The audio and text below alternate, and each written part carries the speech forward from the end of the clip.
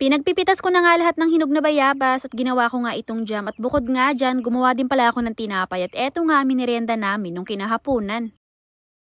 Kanina nga habang naglalakad ako papunta dito sa kubo ay napansin ko yung 2 puno ng bayabas na ang dami na palang bunga ng mga hinog na. Yung iba niyang bunga nakita ko na pinagkainan na ng mga paniki o kaya naman ay daga at marami din ako mga nakita dito sa ilalim ng puno niya na mga nalaglag na. Sa sobrang hinog nga dyan, ng iba niyang bunga masagi lang kaunti ng panungkit ko ay nalalaglag na. Nung una talagang sinusungkit ko pa siya dyan isa-isa pero nang kahulihan na ay inugog ko na yung mismong puno para mas madaling makuha lahat ng bunga. Noong nakaraang taon namunga din ng marami ang bayabas na to. Pero wala akong nakita ng mga bunga niya na nalaglag sa pinakang ilalim kasi nga ang takaw talaga ng mga daga noon at saka mga paniki. Pero ngayon nakakapagtaka lang kasi mukhang hindi matakaw ngayon yung mga paniki kasi ang dami talagang mga bunga niya na nagkandalaglaga na dito sa ilalim. At pagkatapos ko nga dyang ugogin yung 2 puno, pinagpupulot ko naman na sa ilalim yung mga nalaglag na mga bunga. Bumalik na nga rin kaagad ako niyan sa kubo at pagkatapos pinagbibita ko na nga rin kaagad itong mga bayabas. Merong mga nalaglag kanina na hindi pa sobrang madilaw yung pagkahinog niya pero pwede na rin yan kasi kapag naluto naman na yan mamaya ay lalambot na rin. Bago ko siya sinalang sa kawali, hinugasan ko muna at pagkatapos naglagay ako ng kaunting tubig. At habang hinihintay ko nga siya dyan na kumulo, ang sunod ko naman na ginawa ay hinanda ko na nga dito yung lulutuin ko mamaya na tinapay. Hindi ko nga alam kung tama ba yung timpla na gagawin ko dito. Basta yung all-purpose flour dyan, nilagyan ko lang ng kaunting baking powder, kaunting yeast, tsaka asukal, asin, at tsaka butter. Naglagay din pala ako dyan ng kaunting tubig at binalikan ko na nga muna yung niluluto ko na bayabas. At nung kumukulo na nga siya, ay tinanggal ko na yung kanyang mga laman. Bali, ang gagamitin ko lang pala ngayon dito ay yung sabaw niya o yung katas niya na maiiwan. At titimplahan ko na nga lang yan mamaya ng asukal. At bago ko rin pala lagyan niya ng asukal kanina, ay tinikman ko na rin at lasang bayabas na rin talaga na medyo matamis. Kaya lang, kailangan pa rin talagang lagyan ng asukal para mas lumapot at mas tumamis pa. At pagkalipas nga ng kalahating oras, binalikan ko naman yung tinimpla ko kanina. Heto nga't nag-alsa na siya at nilagay ko na nga buo yan dito sa pinaglulutuan namin na lata. Alalay lang sa apoy ang ginawa kong luto para hindi siya mabilis masunog. At pagkalipas nga ng 15 minutes, hinango ko muna at pinahidan ko ng butter sa ibabaw. Kaya rin pala ganito yung pagkakaluto ko sa tinapay kaya nilagay ko siya dyan na buo kasi ang gagawin ko dyan mamaya kapag naluto na ay hahati-hatiin ko at lalagyan na lang ng palaman. Naglagay din pala ako dyan ng baga sa pinakang ibabaw ng lata para mas maganda yung pagkakaluto. At pagkalipas nga ng siguro mga 10 minuto pa ulit, hetong at hinango ko na at ganito na nga yung kanyang itsura. Bayabas sana dyan yung gagamitin ko na palaman kaya lang sabi nila mas gusto daw nila yung chocolate kaya siguro sa ibang araw na lang namin gagamitin yung palaman na bayabas. Pagkatapos ko palang pahidan niya ng chocolate sa ibabaw ay sinalang ko ulit sa lata para mas ma-toasted pa siya. At habang hinahango ko nga dyan yung mga naluto ko, naisip ko na yung tinimpla ko pala kanina ay wala akong nilagay na itlog kaya nagtimpla ulit ako ng panibago at naglagay nga ako ng 1 pirasong itlog. Naglagay din pala ako dyan ng chocolate sa pinakang loob niya. Hindi ko na nga lang naipakita sa inyo kung paano ko siya binilog. Pinahidan ko na nga rin siya dyan ng butter bago ko sinalang at eto palang lata na pinaglulutuan ko ngayon talagang matagal na namin to na ginagamit at sulit na rin kasi maraming beses na napaglutuan. At pagkalipas nga ng mga 15 minutes, ito na nga yung kanyang itsura. Yung iba lumabas na yung chocolate sa loob. Ito rin pala yung unang beses na magluluto ako ng tinapay at sa unang beses nga ay masasabi ko na hindi na rin masama. Pero kung magluluto pa rin siguro ako ng mga ilang beses pa makukuha ko na rin siguro yung tamang timpla. At ganito naman pala yung itsura ng pinakang loob nyo. O diba? Parang tinapay na tinapay rin talaga. See you lang for today's video. Thank you for watching!